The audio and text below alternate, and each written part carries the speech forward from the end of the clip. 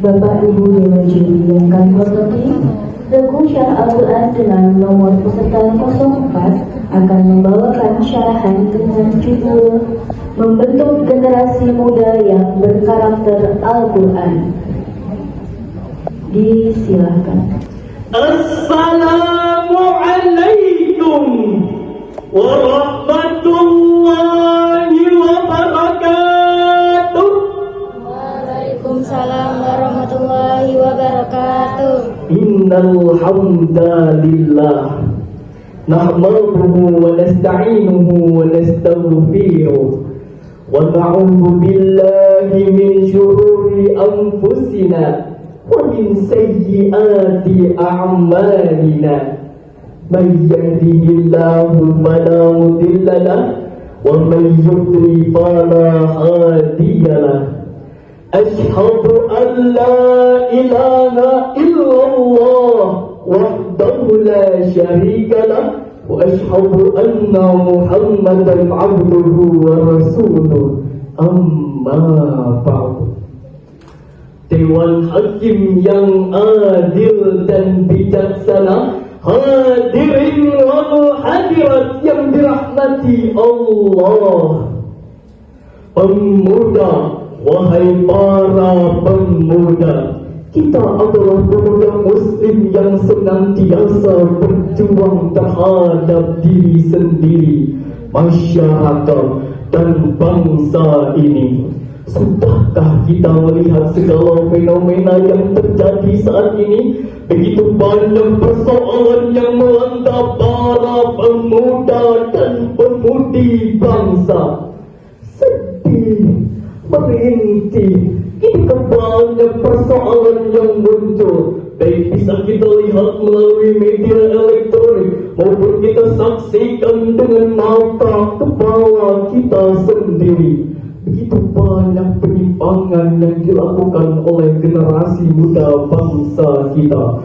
Padahal agama menghendaki negara begitu menanti sosok pemuda yang tangguh dengan jiwa yang senantiasa mengabdi terhadap agama dan negara. Agama memerintah, negara menggoda semangat jiwa para pemuda. Hadirin, para pemuda merupakan penentu maju dan mundurnya suatu bangsa. Ia merupakan tulang punggung suatu negara, penerus estafet perjuangan suatu bangsa. Sebagaimana Syekh Mustafa Al-Ghayani pernah berkata, sesungguhnya pada tangan pemuda urusan umat, dan pada kaki-kaki mereka terdapat kehidupan umat. Hal ini menggambarkan betapa pentingnya keberadaan generasi muda bagi suatu bangsa. Bahkan nasib bangsa ditentukan oleh baik dan tidaknya generasi muda. Satu heran kalau Insinyur Soekarno, seorang proklamator bangsa kita, pernah berkata, beri aku 10 pemuda, maka akan kugoncangkan dunia. Dari kenyataan di atas, seharusnya kita sadar bahwa revolusi mental dalam rangka membentuk karakter generasi muda yang berwawasan Al-Quran menjadi hal yang sangat urgent. Indonesia yang penduduknya mayoritas muslim tentunya harus dan wajib menjadikan Al-Quran sebagai petunjuk, doa, inspirasi akan terwujudnya generasi muda yang berakhlakul karimah dan bermental Al-Quran, sehingga mampu menunjukkan jati dirinya sebagai seorang muslim yang sejati. Berlandaskan fakta di atas, maka perkenankan kami membawakan syarahan Quran yang berjudul Membentuk Generasi Muda yang Berkarakter Al-Quran, yang berdasarkan Al-Quran Surah An-Nisa ayat 9 berikut.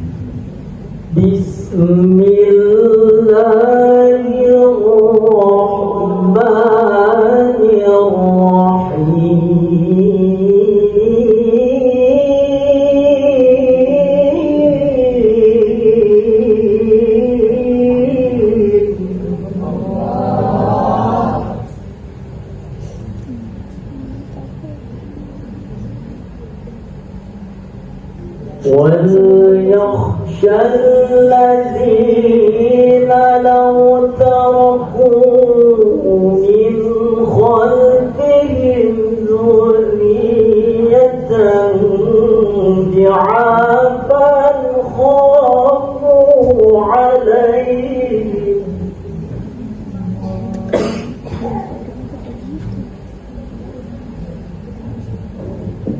فليتقوا الله وليقولوا قولا سديدا. Aku berlindung kepada Allah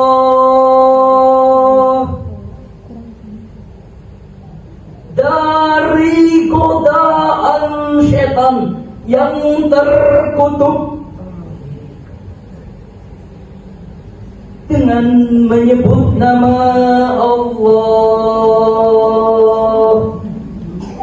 yang Maha Pengasih lagi Maha Penyayang.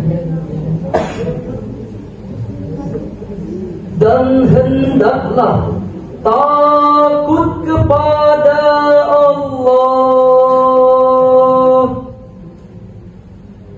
orang-orang yang sekiranya meninggalkan di belakang mereka generasi yang lemah, yang mereka khawatir terhadap kesejahteraannya. Oleh sebab itu hendaklah mereka bertakwa kepada Allah dan hendaklah mereka mengucapkan perkataan yang benar. Menurut Ibnu Abbas, asbabun nuzul ayat ini adalah kisah sahabat yang ketika akan meninggal dunia bertanya, bagaimana sebaiknya ketika meninggalkan anaknya? Maka Rasulullah menjawab, sesungguhnya lebih baik meninggalkan anakmu dalam kondisi kuat atau kaya daripada meninggalkan anakmu dalam kondisi lemah meminta-minta. Menurut Quraisy dalam tafsir Al-Misbah menerangkan, hendaklah orang-orang memberi nasihat kepada orang lain jika ada yang meninggalkan anaknya dalam kondisi lemah, dan hendaknya mereka memberi nasihat kepada anak-anak mereka agar tidak terbengkalai. Maka takutlah kamu meninggalkan di belakangmu anak-anak yang lemah. Oleh sebab itu, hendaklah mereka bertakwa kepada Allah dengan mengindahkan seluruh kemampuannya untuk melaksanakan perintahnya dan menjauhi larangannya. Dan hendaklah mereka mengucapkan perkataan yang benar lagi tepat. Hadirin yang berbahagia, ayat ini menjelaskan kepada kita bahwa Allah memperingatkan manusia agar tidak meninggalkan generasi yang lemah, baik secara fisik, mental, dan intelektual, karena ini bisa menyebabkan kemunduran. Apabila generasi muda yang sekarang maupun yang akan datang mempunyai kelemahan dalam hal tersebut, maka bisa dipastikan mereka akan mudah terhanyut dalam gelombang kemerosotan moral yang disebabkan oleh pergaulan yang semakin bebas serta penyalahgunaan media. Karena itulah modal utama yang harus ada pada generasi muda adalah kecerdasan intelektual, kecerdasan emosional, dan kecerdasan spiritual, sehingga memudahkan mereka dalam proses filterisasi budaya agar terhindar dari taklid buta alias terhindar dari budaya ikut-ikutan. Profesor Dr. B.J. Habibie mengatakan setidaknya ada 5 kelemahan yang harus kita hindari, yaitu lemah harta, lemah ilmu, lemah semangat hidup, dan lemah akhlak. Jika kelima kelemahan ini melekat pada generasi muda bangsa kita, maka bisa dipastikan mereka tidak akan pernah bisa menjadi pelopor pembangunan. Justru hanya akan menjadi virus pembangunan, penghambat pembangunan, bahkan penghancur pembangunan. Na'udzubillah, thumma na'udzubillah. Hadirin yang berbahagia, sejarah telah mengajarkan kepada kita bagaimana hebatnya sosok-sosok pemuda bangsa yang gigih berjuang memperoleh kemerdekaan bangsa. Hal tersebut menyadarkan kita akan pentingnya generasi muda yang mempunyai semangat juang yang tinggi serta tanggung jawab yang penuh terhadap keberlangsungan nusa, bangsa, dan agama. Sebab Subhanul Yawm Rijalul Ghad, the young today is the leader tomorrow. Muda hari ini adalah pemimpin di hari esok. Sebagaimana bahan renungan bagi kita semua, Allah berfirman dalam Al-Quran surah Al-Kahfi ayat 13 berikut. Nahnu naqussu 'alaika naba'ahum bil haqq.